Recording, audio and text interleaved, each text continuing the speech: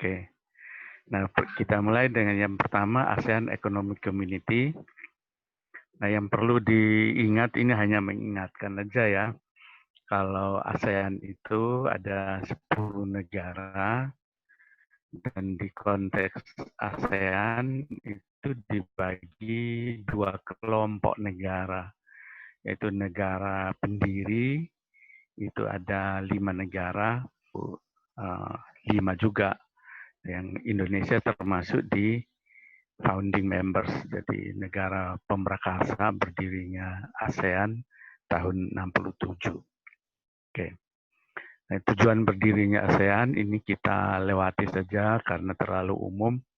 Nah, yang slide berikut ini adalah yang saya buat atas ini ya, ringkasan perkembangan kerjasama untuk regional ASEAN yang nanti terkait dengan topik yang erat perannya dalam AGB, yaitu MEA atau Masyarakat Ekonomi ASEAN, yang bahasa aslinya adalah ASEAN Economic Community. Jadi ASEAN berdiri tahun 67, kemudian tahun 77 itu disepakati adanya PTA. PTA itu Preferential Tariff Agreement. Itu tujuannya adalah mengurangi tarif impor. Jadi dimaksud tarif impor itu hanya untuk 10 negara ASEAN. Di luar 10 negara ASEAN itu tidak berlaku.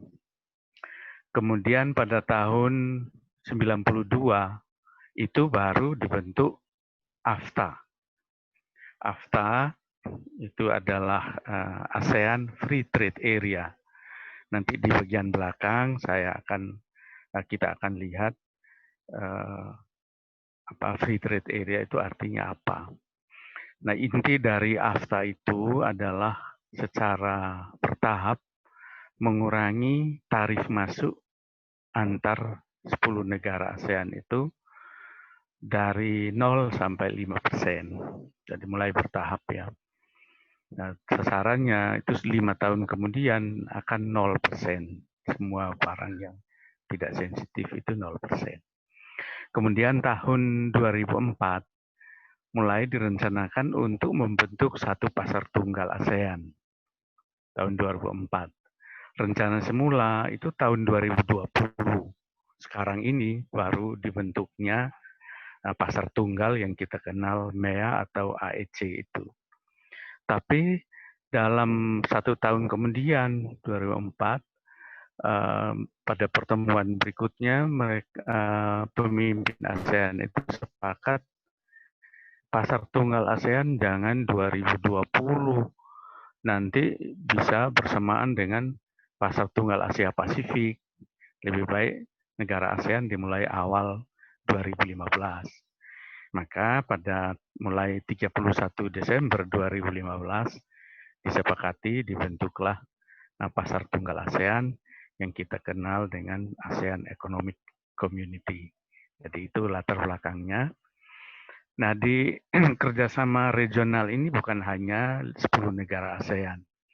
10 negara ASEAN ini sebagai satu kesatuan itu punya kerjasama dengan China atau Tiongkok yang biasa disingkat ACFTA, yaitu singkatan dari ASEAN China Free Trade Agreement.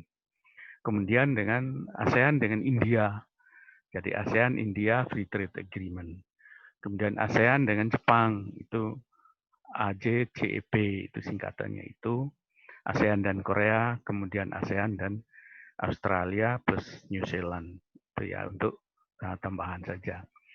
Nah, secara global atau artinya mendunia, itu kita melihat ada ASEAN sendiri, kemudian ASEAN dengan India, ASEAN dengan Asia Pasifik, kemudian di dunia itu yang mengatur tentang perdagangan adalah WTO atau biasa disingkat WTO.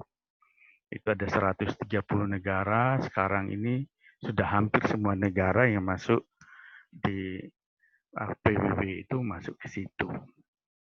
Oke. Nah, saya lanjut untuk perbedaan mendasar antara AFTA, ACFTA, dan AEC. Kita mengenal ini ya, biasanya disebut AFTA. Kalau AFTA itu kan hanya penurunan tarif bea masuk 0 sampai 5% untuk tahun 2010 sampai 2015. Kalau ACFTA itu kerjasama ASEAN dengan China itu juga penurunan tarif 0 sampai 15%. Nah, kalau yang AEC atau ASEAN Economic Community, MEA, itu bukan hanya penurunan tarif, tapi ditambah dengan 5 aliran barang dan jasa yang bebas, yaitu yang pertama aliran barang, kedua jasa, ketiga investasi, keempat modal, dan yang kelima tenaga kerja terampil. Jadi ini semua sejak 31 Desember 2015 ini bebas masuk ke 10 negara ASEAN. Itu yang bisa jadi peluang, bisa juga jadi ancaman. Itu banyak didiskusikan sampai saat ini. Nah, khusus kita lihat dengan karakteristik ASEAN Economic Community. Nah, ini yang poin penting yang perlu dicermati. Tujuannya apa? Tujuan dari ASEAN Economic Community yaitu untuk menciptakan kawasan ekonomi yang stabil, yang makmur, dan memiliki daya saing yang tinggi. Itu di bawah ini ya, dicermati ini. To create a stable, prosperous, and highly competitive and economic region. Nah, karakteristiknya itu ada 2 kata kunci, jangan dilupakan yang satu. 2 kata kunci yaitu single market and production base. Jadi membentuk pasar tunggal dan basis produksi. Nah, khawatirnya dalam bisnis terkait dengan ASEAN dan global business, ASEAN dan global business itu banyak yang memahami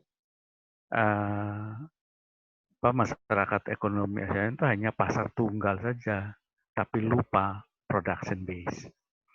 Nah, pasar tunggal dan production base itu ditunjukkan dengan free flow of goods, free flow of services, investment, and skill labor. Kalau Anda perhatikan, untuk flow of capital itu ditulis freer. Freer itu artinya lebih bebas. Sebelumnya sudah bebas, dengan adanya ASEAN Economic Community itu tambah bebas lagi. Nah, Anda cermati di kasus corona atau COVID-19 sekarang, itu di pasar modal Anda cermati, ada banyak sekali modal yang keluar dari Indonesia, keluar dari negara-negara yang mengalami COVID itu karena masuk di dalam pasar modal yang bukan foreign direct investment. Nanti kita akan singgung di belakang ya. Oke, ini hanya bentuk bagan dari single market and production base. Itu sampai sekarang 5 hal yang diperdagangkan bebas, mengalir secara bebas. Good, service, investment, capital, and skill labor. Nah, itu. Kemudian strukturnya begini. ASEAN Community itu bukan hanya ekonomi itu ya yang di tengah ini. Tapi ASEAN Community itu ada political, ada juga socio-cultural. Cuma yang dominan sekali ya di tengah ini, makanya biasa lebih dikenal dengan komunitas ekonomi itu. Nah, ini ada 4 pilar, nanti dicermati saja. 4 pilar itu artinya penyokong utama. 4 hal yang sangat menyokong perjalannya pasar tunggal ASEAN, yaitu pertama terbentuknya pasar dan basis produksi tunggal. Ini uraiannya banyak ini. Mulai uraiannya banyak jenisnya. Kemudian yang kedua, kawasan berdaya saing tinggi. Yaitu juga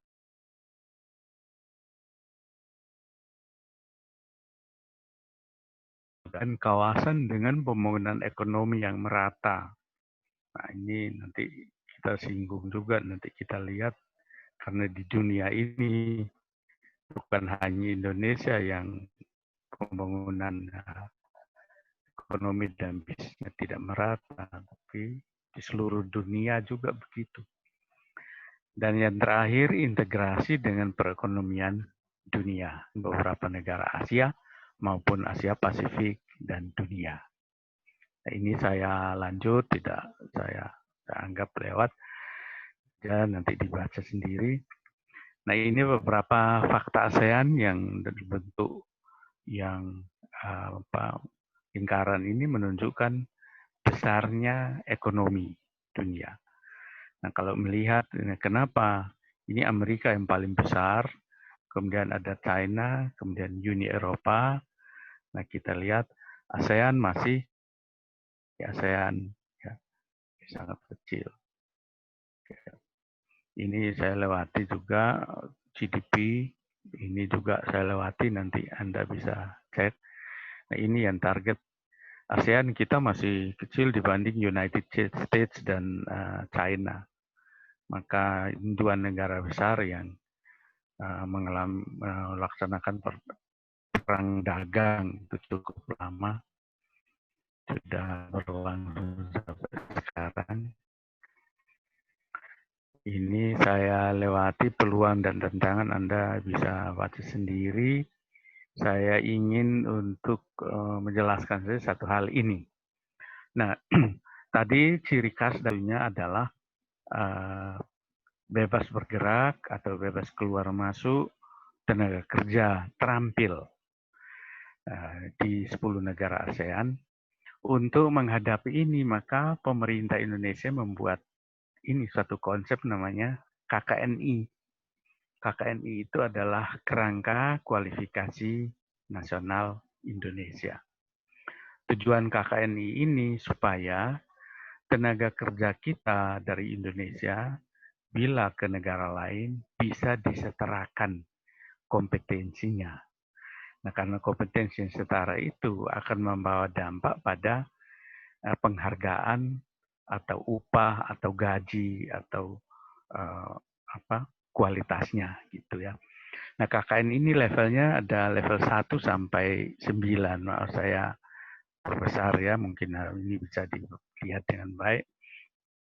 Ini level 1 sampai 9. Ini kualifikasi seseorang itu dilihat dari 4 hal. Pendidikan formal seperti yang Anda jalani sekarang, ini kalau lulus S1 diharapkan levelnya 6. Diharapkan level 6. Selain pendidikan formal, ada dunia profesi dan sertifikasi profesi.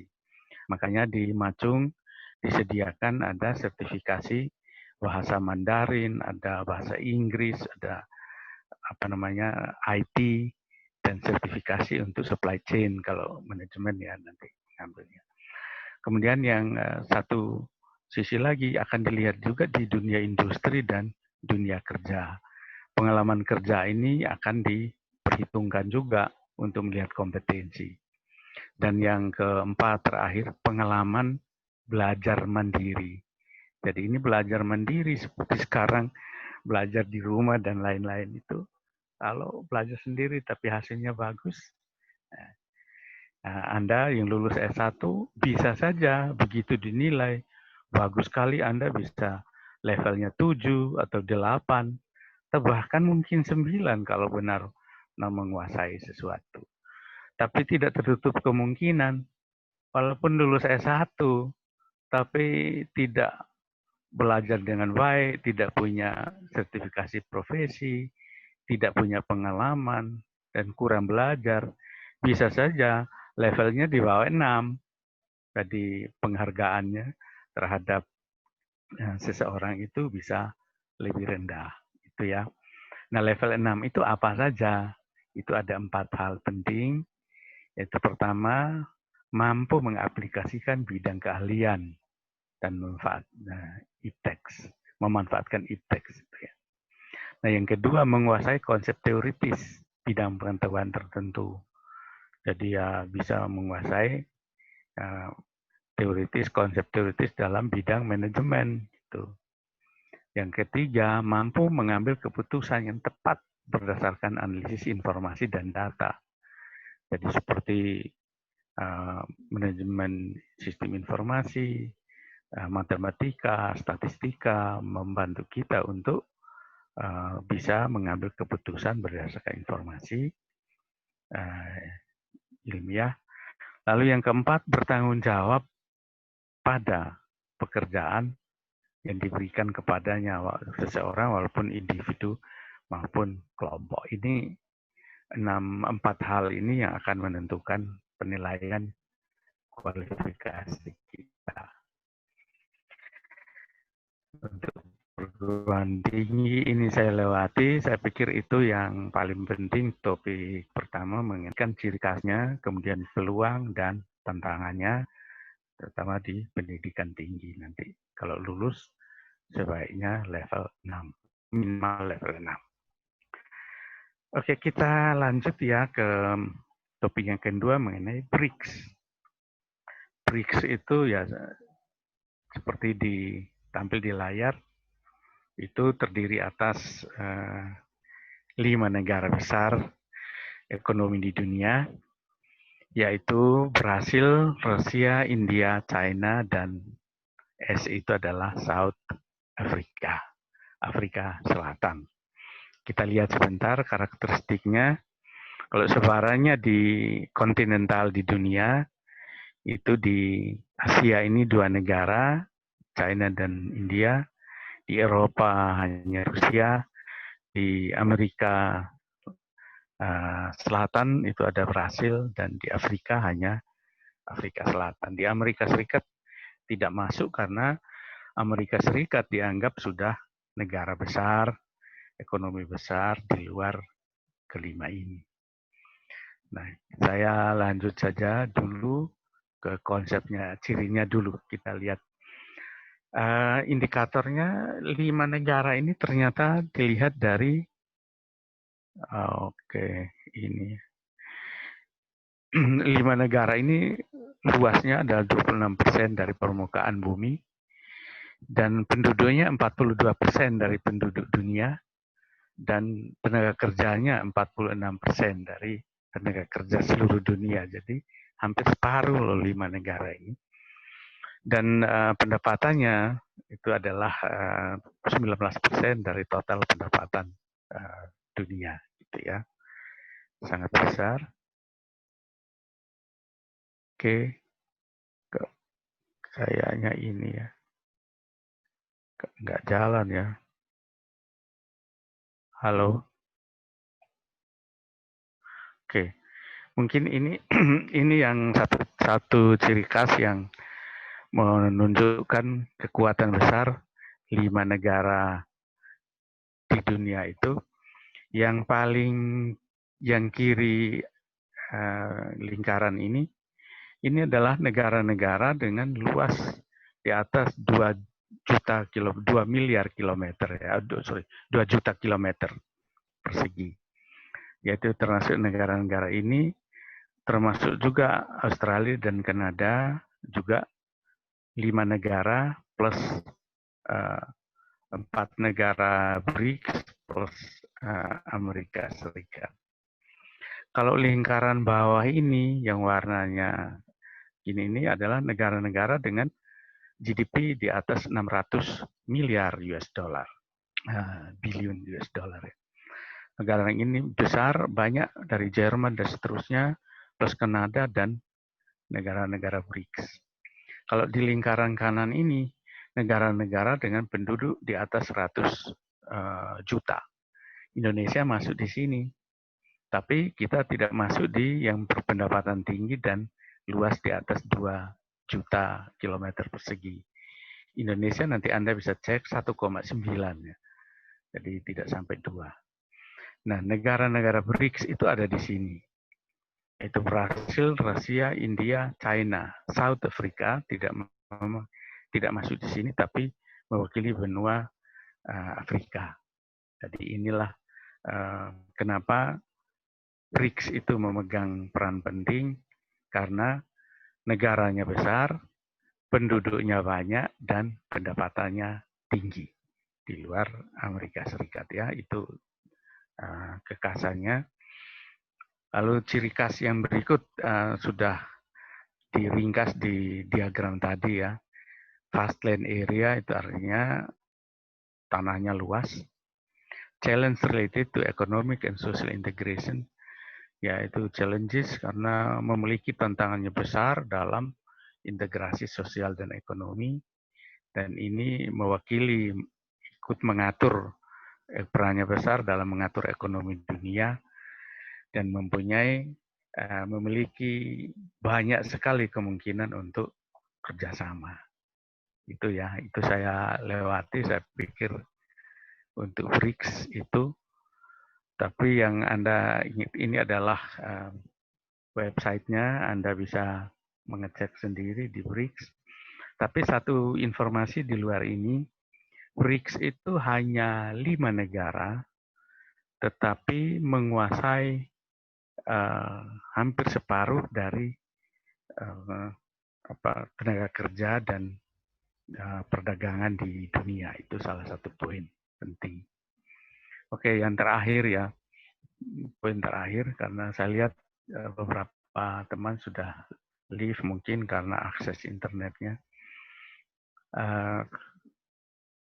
adalah institusi internasional di bidang ekonomi dan finance.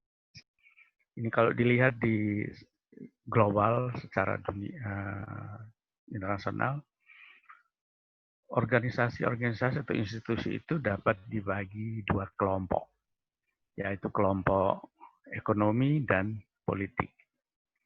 Nah, kalau politik itu adalah terbesar United Nations atau Perserikatan Bangsa-Bangsa.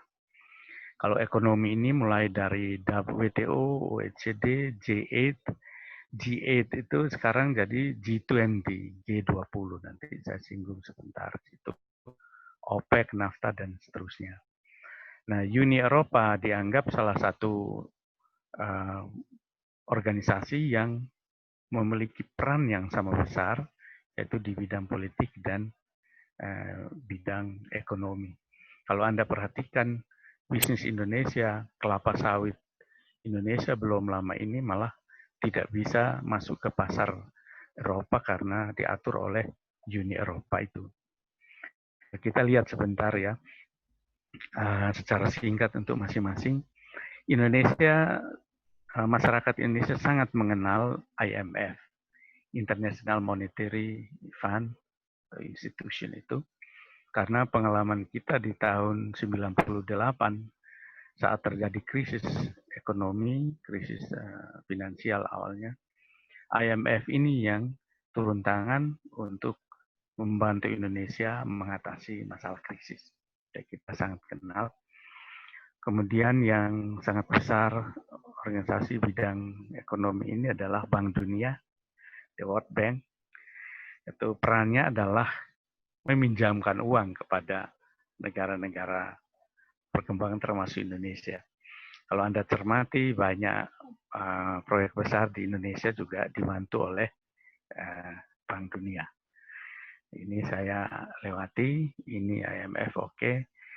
Nah, Bank Dunia itu ada 5 institusi di dalamnya, 2 institusi besar, yang ada 3 institusi tambahan.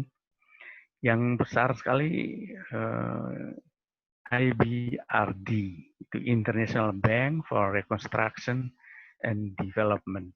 Mungkin Anda ingat waktu atau membaca waktu terjadi krisis, banyak perbankan Indonesia itu tutup, maka dari Bank Dunia itu ikut bagaimana merancang untuk membangun kembali sektor perbankan di Indonesia. Dan ada International Development Association atau IDA. Ini juga membentuk asosiasi untuk membantu negara-negara berkembang. Nah, saya cuma beri informasi saja, kita mestinya berbangga. Menteri Keuangan kita sekarang, Ibu Sri Mulyani, sebelum mengurangi dan meniadakan rintangan-rintangan maupun batasan-batasan perdagangan antar negara. Nah, WTO ini besar. Kalau terjadi perang dagang atau perselisihan dagang antar negara, maka WTO itu menjadi wasitnya atau menjadi pengadilannya. Nah, mungkin ada yang membaca, mengikuti Indonesia baru setahun yang lalu Presiden kita membatasi impor buah-buahan dari New Zealand dan Australia, tapi New Zealand dan Australia mengajukan gugatan ke WTO. Dalam sidang WTO, Indonesia kalah. Akhirnya impor kembali masuk ke Indonesia ya karena kesepakatan dunia itu. Jadi itu peran dari WTO begitu. Nah, prinsip-prinsip WTO nanti Anda bisa baca, tapi MFN itu adalah the most favored notion. Jadi prinsip ini adalah prinsip keadilan. Maka itu ditulis trade without discrimination. Tidak boleh ada diskriminasi. Nah, mungkin itu yang bisa saya sampaikan. Satu konsep terakhir, maaf ya. Satu konsep terakhir adalah Economic Integration Agreement. FTA yang kalau tadi di depan ASEAN kita tambah A di depan jadi AFTA. Free Trade Area itu adalah tarif di antara negara-negara anggota di suatu wilayah khusus itu dihilangkan. Tetapi tarif dari negara lain tetap ada. Jadi kalau tarif dagang antar negara-negara ASEAN itu 0, maka kalau ASEAN, salah satu negara di ASEAN, melakukan perdagangan dengan negara lain di luar ASEAN itu masih tetap ada tarifnya. Itu COVID, misalnya bawang putih atau mahal sekali dari China. Kalau di antara 10 negara ASEAN kalau berdagang bawang putih tidak ada tarif impor. Tapi kalau dari di luar negara itu 10 negara ini diberi tarif. Nah, ada satu lagi istilah custom union, yaitu collaboration that adds common external tariff to an FTA. Jadi itu adalah misalnya ASEAN, 10 negara itu bersepakat kalau negara di luar 10 itu, 10 negara ini mau berdagang dengan negara-negara ASEAN harus tambah tarif tertentu yang sama di antara 10 negara itu. Lalu common market itu pasar umum atau pasar global itu custom unit that includes mobility of service, people, and capital. Jadi nanti pasar bebas dunia ya diharapkan seperti itu. Sudah tarifnya tidak ada, sekarang ditambah aliran bebas untuk jasa orang dan modal. Dan yang terakhir itu adalah complete economic integration, itu integrasi yang komplit, lengkap antara ekonomi dan politik. Nah, ini adalah beberapa contoh, tapi saya kira Anda bisa lihat. Nah, ini tugas yang perlu Anda kerjakan ya. Tugas yang bisa dikerjakan, yaitu pertama, maaf ini ada telepon dari mahasiswa, ini repot ya. Ya, tugas yang perlu dikerjakan adalah menjelaskan free trade area, ya termasuk ASEAN. Nanti harus dihubungkan dengan bisnis global ya, nanti saya tambahkan ya, harus dihubungkan dengan AGB. Kemudian yang kedua, terkait dengan saat ini, bagaimanakah dampak paket kebijakan ekonomi jilid 2, khususnya tentang penanaman modal asing terhadap doing business Indonesia. Ya sekarang mestinya paket ekonomi ini sudah sampai 16 jilid ya. Tapi yang paling cocok untuk integrasi ekonomi ASEAN ini adalah jilid 2, penanaman modal asing.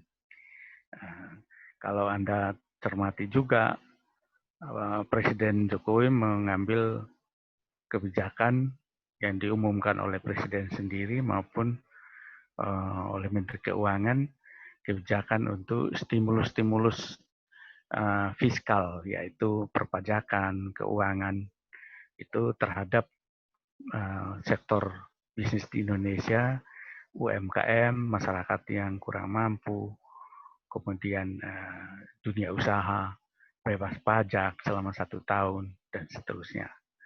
Mungkin itu apa Pak Taufik mau menambahkan?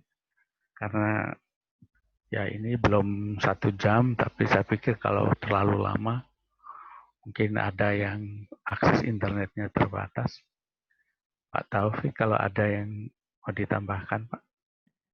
Ya, baik Pak Yufran. Mungkin saya sedikit menambahkan saja dari yang pertama institution tadi. Mungkin yang saat ini perkembangan COVID-19 ya. Nah, itu ternyata sekarang ini sudah direspon oleh IMF. Oleh IMF itu sudah mengeluarkan kebijakan terkait ekonomi. Economic policies untuk menangani COVID-19. Untuk menangani itu. Dan dari policy yang dikeluarkan oleh IMF itu terkait bagaimana membantu rumah tangga, kemudian bisnis dan sektor keuangan seperti itu. Yang dari semua sektor tadi itu ada 2 poin yang yang perlu diselesaikan atau yang dibantu oleh pemerintah. Ada peran pemerintah di situ adalah masalah likuiditas dan solvensi atau kemampuan untuk membayar hutangnya. Dan itu sudah direspon oleh pemerintah kan Pak, dengan mengeluarkan kebijakan kemarin untuk bisa penundaan angsuran seperti itu. Tinggal nanti implementasi teknisnya akan ada penjelasan teknis atau aturan teknisnya. Kemudian juga masyarakat itu kemarin terakhir kan disampaikan oleh Presiden juga akan diberlakukan gratis untuk pembayaran PLN listrik, pembayaran listrik itu, dan untuk yang 450 itu gratis, sementara untuk yang 900 itu 50%. Nah itu adalah bentuk kebijakan pemerintah sebagai stimulus untuk agar ekonomi juga tetap berjalan seperti itu. Mungkin itu saja dari saya, Pak Yufran. Iya. Terima kasih Pak Taufik. Dan ini tambahan sedikit juga, tadi saya sebut ada G8 atau G8. G itu singkatan dari government. Nah, Indonesia sekarang masuk di G20. Di G20 itu Indonesia ada.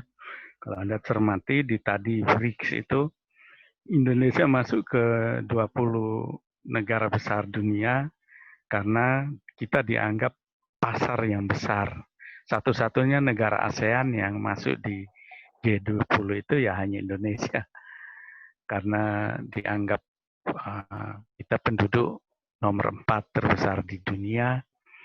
Dan informasi saja 20 negara itu menguasai 80%, 89% ekonomi dunia. Jadi Indonesia diperhitungkan di sana.